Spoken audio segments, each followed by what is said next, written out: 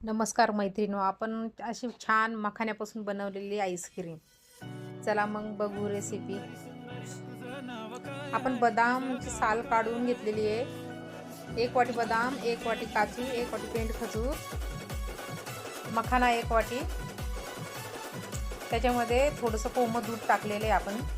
अर्धा तास भिजू घातलेलं आहे. नंतर मिक्सरला लावून घेतलं आपण. त्याच्यामध्ये व्हॅनिला एसेन्स, थोडं केसर, 2 चमचे मलाई. नंतर मिक्सरला लावून घेतले आपण. एका डब्यामध्ये काढून घेतली ती.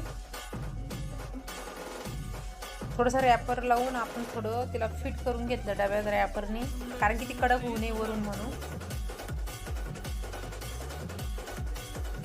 झाकण लावून घेतलं आपण व्यवस्थित. फ्रीजमध्ये ठेवलं 4 ते 5 तास. आपली आईस्क्रीम तयार. माझ्या चॅनलला फॉलो करा, शेअर करा.